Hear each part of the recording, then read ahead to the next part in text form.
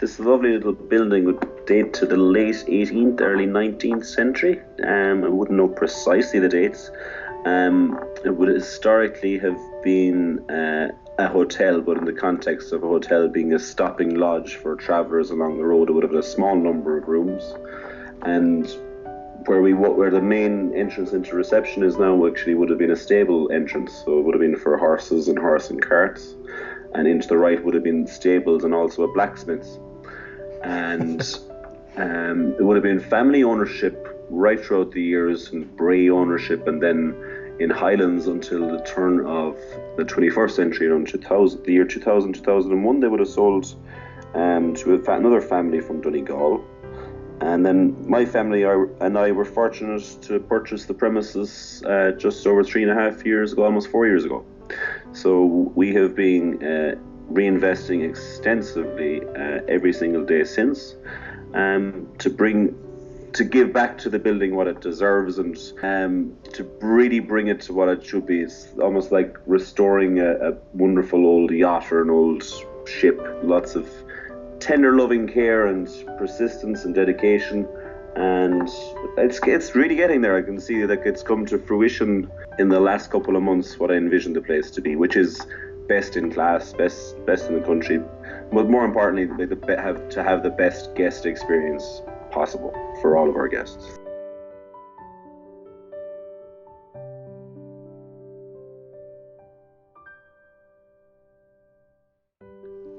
So I had to give credit primarily to my mother for choosing quite a lot of the furnishing for the rooms and the setting, the colour and the tone. So it would be kind of green, primarily gold, warm greens, and of course the nice crisp white linen with our wonderful new beds, which we brought in from day one, because that's a huge priority.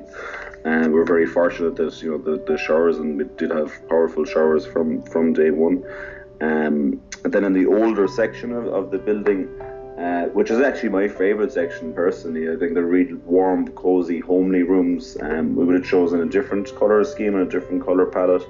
And obviously we have renovated and completely refurbished the entirety of the old wing of the building. We literally ripped it back to its bare bones, and the joists and the stud work, and would have put in soundproofing and new bathrooms, and basically entirely refurbished it, again without detracting from the wonderful, cosy, warm, homely feel of the older part of the building.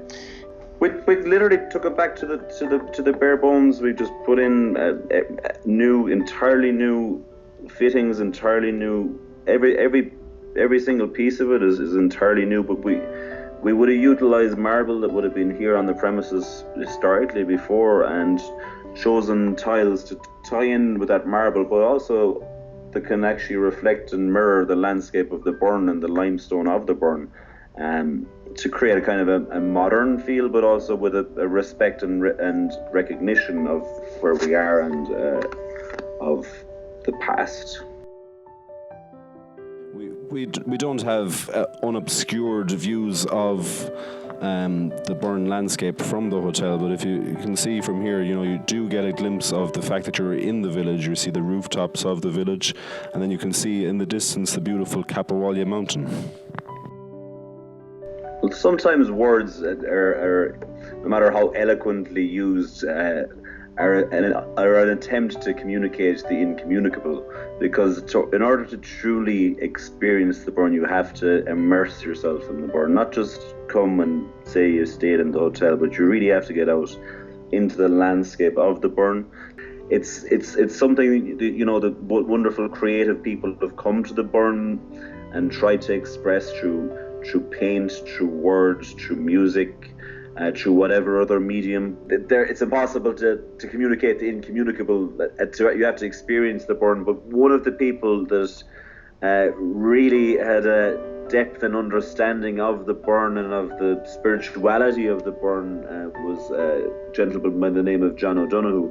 And to quote his words, he would have said that the burn is an ancient kingdom of limestone sculptures carved slowly by rain, wind and time.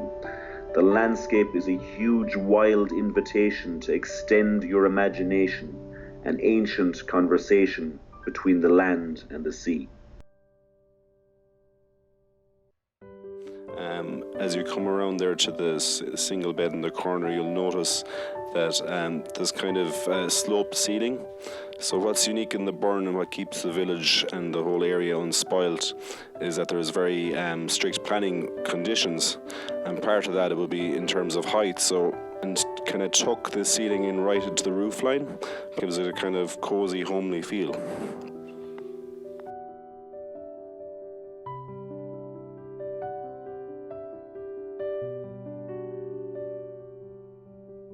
Well, that putting together a kitchen is probably the most difficult task you have in this industry. I now have 2 chefs that would be out of place in any kitchen anywhere in the world. They're 2 superb chefs, and they're one is like our head chef, like Truffaut, is a French, and our sous chef, Yang Guisson, is Malaysian, and they both have wonderful different skill sets. And they were able to marry them together and utilize the wonderful produce that we have locally within the Burren and within Ireland generally. And the food that is coming out of our kitchen now, I can stand over as being absolutely as good as you could possibly get anywhere in terms of quality of flavour, the love that actually goes into the preparation of the food. It's just wonderful. It's wonderful. It's a blessing for me to have that there, and I'm thoroughly enjoying it. So the breakfast room, this is where we serve our breakfast, this dining area here, and you can see the wonderful maple floor, which we would have salvaged from the old function room, which would have dated back 25, 26 years ago. It had been carpeted over, and we peeled back the carpet and sanded back the floor to bring back that wonderful craftsmanship that was put into the original floor. As you can see, all the beams, there's actually great craftsmanship and love and care and attention put into that as well. On the breakfast we serve, we use local produce, of course, wherever possible, and the best of free-range eggs. And then we like to combine, obviously, a wonderful buffet, but we also would like to bring other elements of, Mexican cuisine. Our head chef, Mike, would have actually chefed in Mexico at a different stage in his career, and he would have done a typical Mexican baked egg with guacamole and roasted peppers and mozzarella cheese on top, along with, we could use source Ballyvaughan smoked salmon in Ireland, which is probably the best smoked salmon in Ireland. For eggs Benedict, it's either smoked salmon or with bacon, and of course with your traditional full Irish breakfast, or whatever the guest would desire. If we have the ingredients, we'll be able to look after them. So this is our main bar. It's the dining area for where we serve dinner and we serve lunch.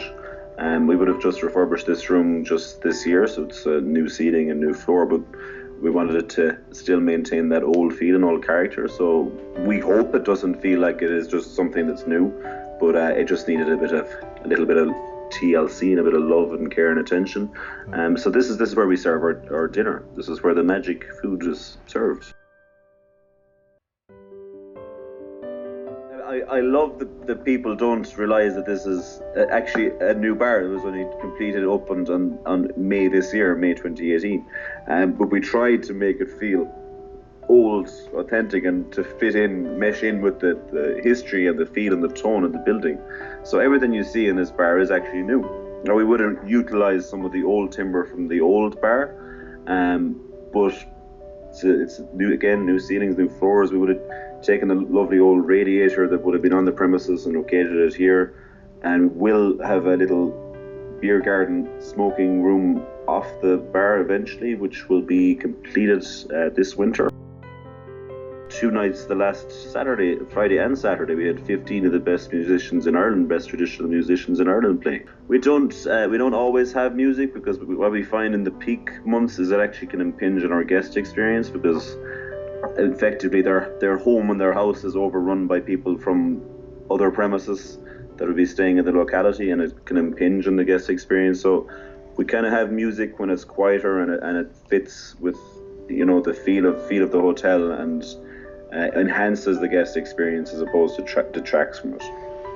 Why Original Irish Hotels?